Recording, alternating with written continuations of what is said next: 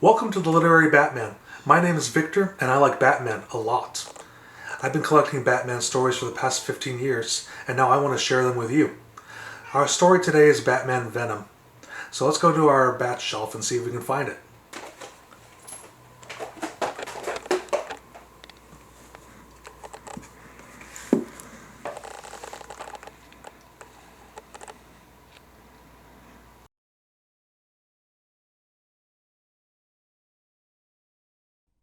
Batman is racing to rescue a kidnapped child named Sissy Porter in the sewers. He can call out to her, but is separated by a barricade of large rocks. As he rushes to move the boulders out of the way, the room is filling quickly with water, threatening to drown the girl. While lifting the stones, he makes a promise to save her while she whimpers in terror. The water creeps higher and higher.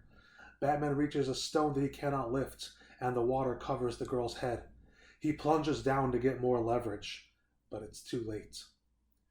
As he later tells Alfred, she died. I was too weak to save her. Sissy's father is Dr. Randolph Porter, who claims that the kidnappers weren't after money, but the pills that he was developing. He encourages Batman to take one.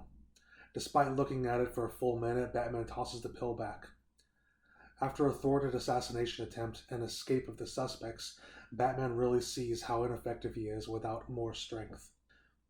When Batman catches up with the assassins, he is easily overcome by their superior strength. Fed up with failing, Batman visits Dr. Porter to try the pills. With the help of the pharmaceutical, Batman easily overcomes his former opponents. A maniacal feeling overcomes him, and he bellows in a laughter that sounds more like a shriek.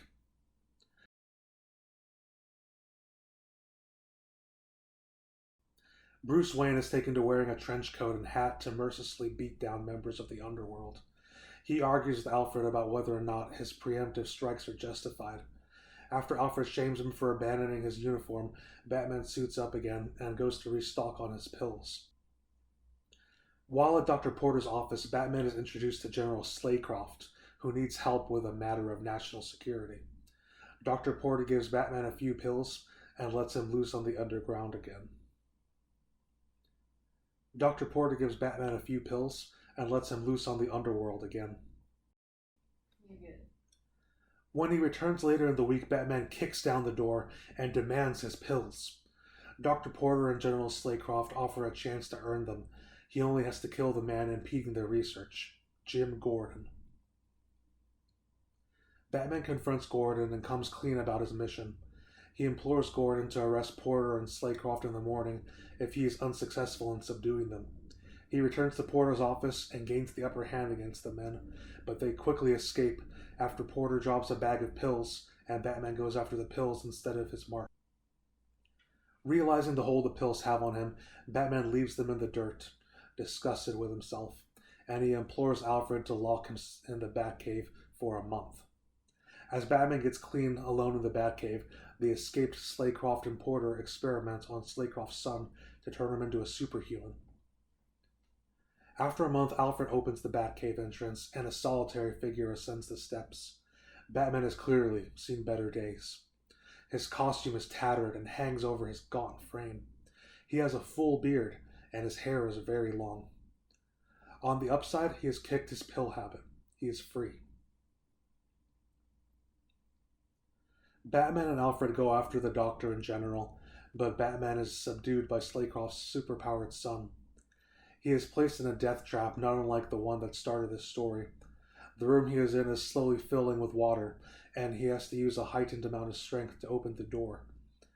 There's a jar of pills on the table, which will give him the strength he needs to escape. He has to choose a relapse, or death. Using his intelligence, Batman escapes this trap without taking the pills. He subdues his opponents and recounts his adventures to Gordon. The story ends with him reflecting on Sissy Porter, the girl that he couldn't save.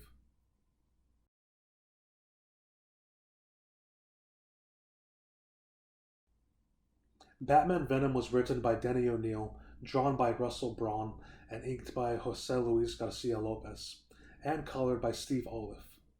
It was O'Neil's third stab at this concept. He originally wrote it as a martial arts story in Richard Dragon Kung Fu Fighter No. 7 in 1976. Next, he tried it with Batman in Detective Comics 480 in 1978. He liked using Batman as the protagonist, but felt hampered by the single issue length of the story. Finally, in 1989, he was given the chance to tell a story in 125 pages, and he knew what he wanted to say. He approached this iteration of the story with consciousness towards the drug epidemic sweeping America. In his words, nobody ever becomes an addict to ruin his or her life. Addiction always begins with a desire to be better, stronger, smarter, suaver, richer, braver, more.